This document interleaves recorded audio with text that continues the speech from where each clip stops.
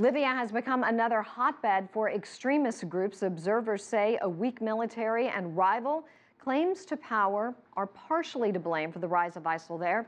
And that presents challenges for Libya's neighbors, extending beyond matters of security. CCTV's Yasser Hakim joins us live from Cairo. Yasser, how has Libya's chaos affected the economic stability of that region?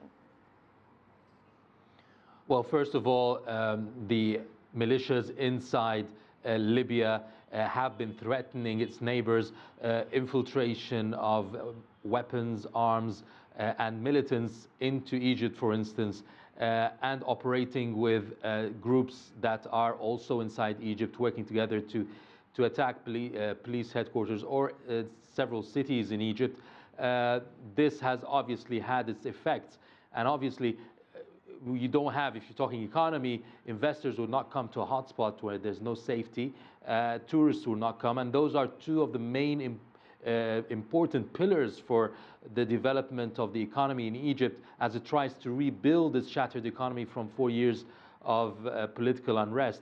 And there's even more at stake for the Egyptian economy. Let's see. As Egypt tries to rebuild its shattered economy, fears are mounting that the violence in Libya could hamper these efforts.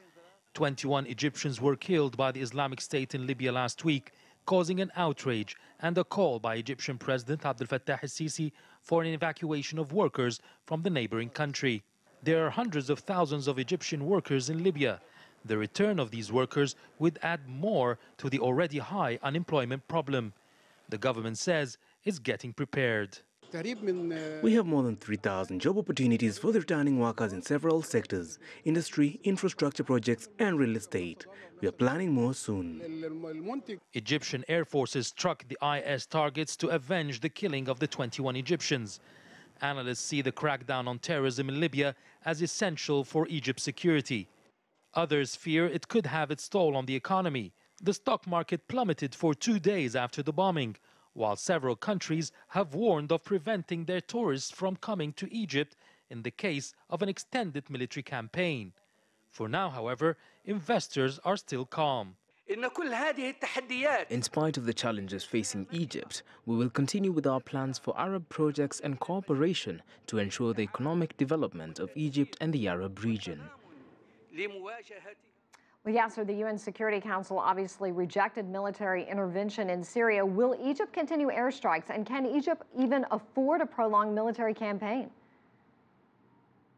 Obviously, with an economic recession, Egypt cannot afford a prolonged campaign. That's why it was trying to broker a coalition with international assistance to work together.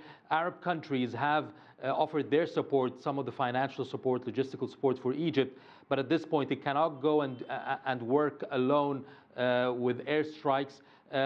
Either financially it will not be viable, and politically, and even with the upcoming economic summit where countries from all over the world are coming to Egypt to try to study investment opportunities and trying to work with the new economic environment, then you have to stay calm and keep the climate and atmosphere calm here for investors to come in March. So at this point, Egypt, even the government, has stayed quiet and silent since the UN meeting, and has just said that it's right now supporting the Libyan army with arms, with logistical training and intelligence support, but nothing again is talked about military intervention.